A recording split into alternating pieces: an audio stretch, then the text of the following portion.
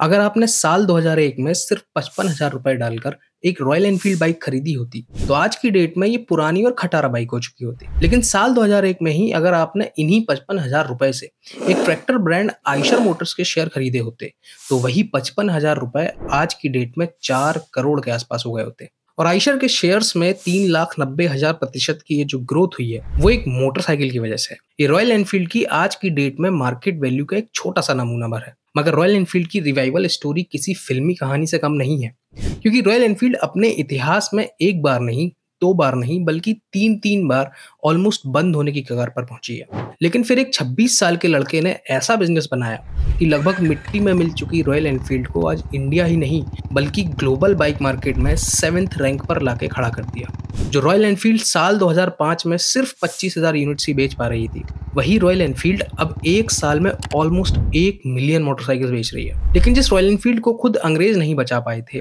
जिस royal Enfield को Madras Motors ने भी डुबा दिया था और जिस रॉयल एनफील्ड को इवन आयशर मोटर्स ने तक बंद करने का फैसला कर लिया था, उसी कंपनी को एक 26 साल के मोटरसाइकिलिस्ट ने कैसे इंडिया ही नहीं बल्कि दुनिया के 60 देशों में सबका फेवरेट बना दिया। इस 26 साल के लड़के ने रॉयल एनफील्ड पर ही देश भर में हजारों किलोमीटर्स घूम घूम के ऐसा क्या पता लगाया कि अब ये बाइक्स हार्ले डेविडसन और ट्रायम्फ जैसे यूरोपियन ब्रांड्स की भी हवा टाइट कर रही हैं। रॉयल एनफील्ड की यही सुपर इंटरेस्टिंग स्टोरी हम आपको फुल डिटेल में बताने वाले हैं। सबसे पहले शुरुआत करते हैं एनफील्ड मोटरसाइकिल्स की हिस्ट्री से। इस कंपनी की शुरुआत हुई थी 1893 में इंग्लैंड में। जॉर्ज टाउनसेंड नाम के शख्स ने सुई बनाने का काम डाला था। फिर टाउनसेंड के बेटे ने इसी फैक्ट्री में साइकिल्स बनाना शुरू कर दिया था। लेकिन जब ये काम चला नहीं तो एल्बर्ट एडी और बॉब विलियम स्मिथ को ये कंपनी बेच दी।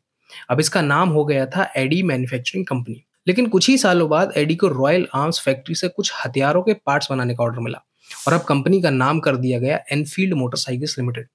फिर 1901 में इन्होंने अपनी पहली मोटरसाइकिल बनाई जिसमें 249 सीसी का इंजन लगा था और इसका नाम रखा गया रॉयल एनफील्ड। और मेड लाइक अ गन वाली लेगेसी की शुरुआत भी यहीं से हुई थी। लेकिन तब एनफील्ड की बाइक्स कोई खास सक्सेस नहीं हो पा रही थी और 1903 में रॉयल एनफील्ड ने कार्स भी बनाने का ट्राई किया था। एक 4 सिलेंडर इंजन के साथ बेचा भी था, लेकिन यहाँ भी इन्हें असफलता हाथ लगी। रॉयल एनफील्ड के लिए टर्निंग पॉइंट रहा था वर्ल्ड वॉर 1, जब 1914 में कंपनी को ब्रिटिश आर्मी ने युद्ध के लिए बड़े पैमाने पर मोटरसाइकिल्स बनाने का ऑर्डर दिया और अब इन एनफील्ड बाइक्स को हवाई जहाज से पैराशूट लैंडिंग कराकर युद्ध के मैदान में भेजा जा रहा था। और फिर सेकेंड वर्ल्ड वॉर में भी कई देशों की आर्मी ने रॉयल एनफील्ड मोटरसाइकिल्स बहुत लार्ज नंबर्स में यूज की। पर जब वर्ल्ड वॉर खत्म हो गया और इस वॉर विनिंग मोटरसाइकिल को आम लोगों ने चलाना शुरू किया तो ये फिर से फेल होने लगी। उसका रीजन ये था कि एक तो रॉयल एनफील्ड्स वॉर के लिए डिजाइन थी तो बहुत ही ज्यादा हैवी थी और टफ टू हैंडल भी थी।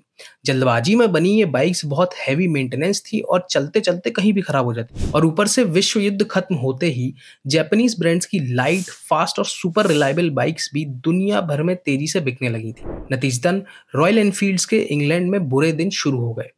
फिर तभी इंडिया आजाद हुआ था और इंडियन आर्मी के लिए 1952 में भारत सरकार ने 350 सीसी और 500 सीसी की 800 रॉयल एनफील्ड्स बाइक का ऑर्डर दे दिया।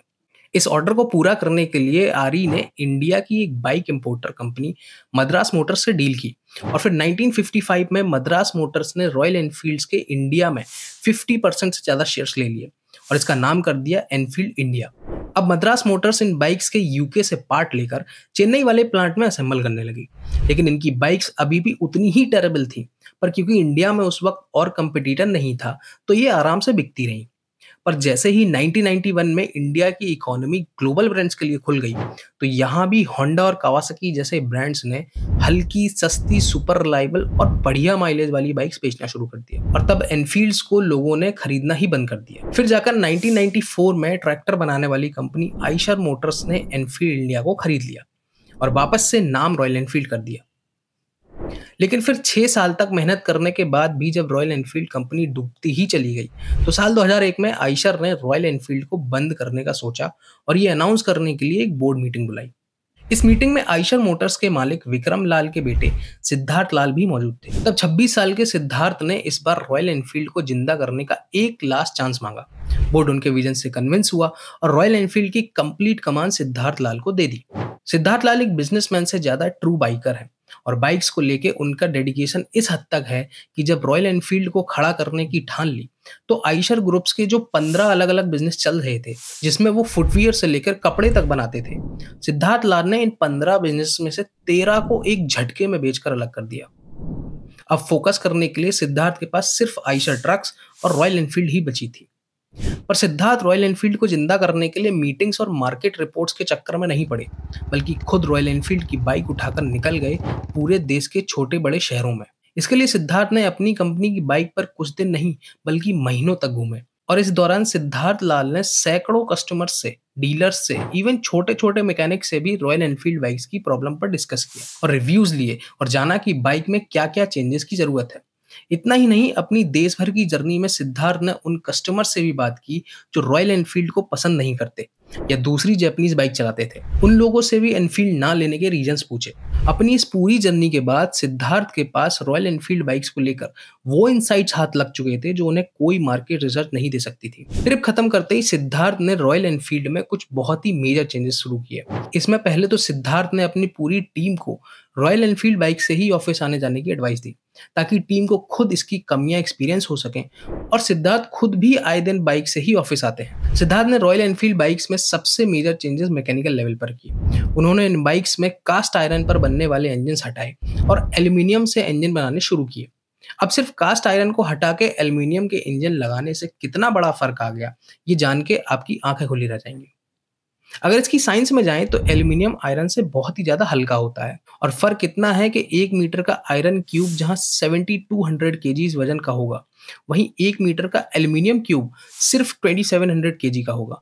जब एल्यूमिनियम में से 350 सीसी का इंजन बनाया गया, तो बाइक का वेट 15 से 20 केजी तक कम हो गया, और जब बाइक के वेट में इतनी कमी आई तो हैंडलिंग एकदम से इम्प्रूव हो गई, बाइक फास्ट हो गई, ब्रेकिंग इम्प्रूव हो गई, और तो और फ्यूल एफिशिएंसी भी बढ़ गई। एल्यूमिनियम यूज करने का फायदे सिर्फ यहीं तक नहीं मिले, बल्कि एल्यूमिनियम की थर्मल कंडक्टिविटी भी बहुत बढ़िया होती है। यानी कि एल्यूमिनियम में आयरन के मुकाबले हीट 4 गुना ज्यादा बेहतर तरीके से ट्रैवल कर पाती है। इसका फायदा ये होता है कि जब बाइक का इंजन गर्म होता है, तो जहां कास्ट आयरन वाले इंजन हीट देर से होते हैं और हीट होने के बाद कूल भी उतनी ही देर से होते थे, वहीं एल्यूमिनियम इंजन हीटअप भी जल्दी से होता है और कूल भी उतनी तेजी से होता है। यानी इंजन के अंदर की हीट तेजी से बाहर की ओर ट्रेवल करती है और इंजन जल्दी से ठंडे होते हैं। एल्यूमिनियम के इंजन यूज करने से कई सारे रिलायबिलिटी इश्यूज अपने आप ही ठीक हो गए। जैसे एल्यूमिनियम की आयरन के मुकाबले 3 गुना ज्यादा डैम्पिंग कैपेसिटी होती है, यानी कि रनिंग इंजन के अंदर जो भी वाइब्रेशन होते हैं, एक आयरन इंजन वो सारे वाइब्रेशंस बाइक को ट्रांसफर कर देते हैं, जिससे बाइक में पार्ट्स ढीले होने से लेकर कई दिक्कतें होती हैं और राइड क्वालिटी भी खराब होती है। लेकिन एल्यूमिनियम का ब्लॉक इंजन के अंदर के ज्यादातर वाइब्रेशंस खुद ही एब्जॉर्ब कर लेता है और हाई स्पीड्स पर भी बाइक में कम से कम वाइब्रेशंस ट्रांसफर करता है। इससे रिलायबिलिटी भी बढ़ती है और राइड क्वालिटी भी अच्छी होती है। इतना ही नहीं, कास्ट आयरन हटाने से रॉयल एनफील्ड बाइक्स की सबसे कॉमन प्रॉब्लम इंजन में से ऑयल लीक्स की दिक्कत भी खत्म हो गई। यानी कि सिर्फ एल्यूमिनियम के इंजन लगाने से रॉयल एनफील्ड बाइक्स में कॉस्ट घट गई, लाइट वेट हो गई, हैंडलिंग इंप्रूव हो गई, फ्यूल एफिशिएंट हो गई और मैक्सिमम रिलायबिलिटी इश्यूज भी फिक्स हो गए। इसके साथ ही अब इन बाइक्स में राइट लेग साइड वाले गियर बॉक्स को हटा के लेफ्ट हुड पर लगा दिया गया और पैर तोड़ने वाली किक को भी स्मूथ कर दिया गया, जो कि एक मेजर चेंज साबित हुआ। इसके अलावा सिद्धार्थ लाल को कस्टमर्स ने बताया था कि ज्यादातर नई रॉयल एनफील्ड्स उन्हें डैमेज मिलती थी, और इससे सबक लेते हुए सिद्धार्थ ने बाइक्स की पैकेजिंग और ट्रांसपोर्टेशन पर भी काफी काम किया। अब बाइक तो बढ़िया हो गई थी, लेकिन अब बारी थी रॉयल एनफील्ड ब्रांड को रीबिल्ड करने की, और ये काम करने के लिए सीईओ सिद्धार्थ लाल खुद ही रॉयल एनफील्ड के ब्रांड एम्बेसडर बन गए। सिद्धार्थ ने इसके स्टोर्स का भी मेजर ट्रांसफॉर्मेशन किया। उन्होंने रॉयल एनफील्ड के शोरूम्स को एकदम यूरोपियन स्टाइल में रेट्रो मॉडर्न थीम पर बनवाए और इन्हें बाइक स्टोर से ज्यादा बाइकर हब बना दिया। इससे यूथ काफी ज्यादा अट्रैक्ट होने लगा। रॉयल एनफील्ड को अपनी एस्पिरेशनल वैल्यू दिलाने के लिए ब्रांड की लेगेसी प्रमोट की, और इसके लिए सिद्धार्थ ने देश भर में रॉयल एनफील्ड कम्युनिटीज बनानी शुरू की और बड़े बड़े रॉयल एनफील्ड इवेंट्स भी करवाने लगे। इन सारी चीजों से लोगों के अंदर रॉयल एनफील्ड बाइक के लिए कनेक्शन और एस्पिरेशन पैदा हो गया, और आज की तारीख में रॉयल एनफील्ड के पास इंडिया में इतनी सारी कैटेगरीज के लिए बाइक्स हैं, और कुछ कैटेगरीज तो खुद इन्होंने अपनी ही बाइक से क्रिएट की हैं। यही वजह है कि रॉयल एनफील्ड ने इंडियन टू व्हीलर मार्केट का गेम ही बदल कर रखा। रॉयल एनफील्ड के कमबैक का अगर कोई हीरो है तो वो है सिद्धार्थ लाल, जो मिलेनियर के बेटे होने के बावजूद भी खुद सड़कों पर उतरे और बाइक पर अपने हाथ गंदे करके वैल्यूएबल रिसर्च की और एक बैंकरप्टेड ब्रांड को कुछ ही सालों में ग्लोबली इतना बड़ा बना दिया। आपका रॉयल एनफील्ड के बारे में क्या सोचना है, ये कमेंट में जरूर बताना। और वीडियो अगर पसंद आई हो तो इसे प्लीज लाइक करें और ऐसे ही कंटेंट के लिए चैनल को भी सब्सक्राइब कर सकते हैं।